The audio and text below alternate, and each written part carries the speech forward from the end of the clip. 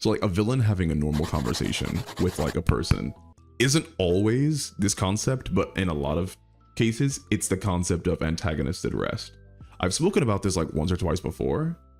It's one of my favorite things to do in writing. There's a scene in Full Metal Alchemist Brotherhood. So Ed and Envy have been eaten, not to give spoilers, by gluttony. They are trapped together.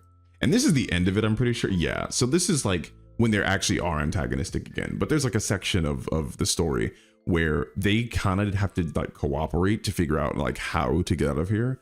And just like having a conversation with the villain, and when I say antagonist at rest, I mean when the villain's motivation in that scene and their focus isn't to be an obstacle for the progression of the main character, right? So that's what an antagonist is.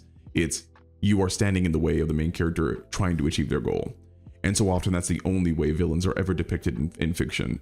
But what antagonist at rest would be, even though sure they occupy the role of the villain or the antagonist, in that moment, they aren't standing in the way of the hero achieving their goal.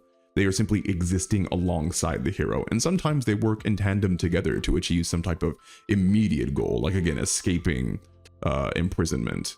And I think it's the same thing with Thanos and Gamora. They're having a conversation and it just kind of like flows.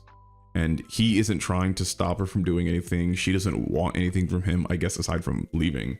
But villains having conversations with heroes allows the villain to become three-dimensional, because again, by definition, if your villain is ever only on screen or ever only on the page, in order to stand in the way of your character, they're only presenting in one way, right? It's always the same thing: block the character.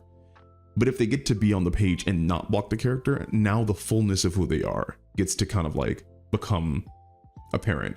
And you get stuff like this where, like, you know, Thanos gets to talk about like his ideology and his outlooks and his history with Gamora and why he does what he does. And there's a reason they included scenes like this, because they work really, really well. Not every narrative needs scenes with antagonists at rest, but a lot of narratives are bolstered by them. And it's one of my favorite things to like see in fiction. It's just really, really cool.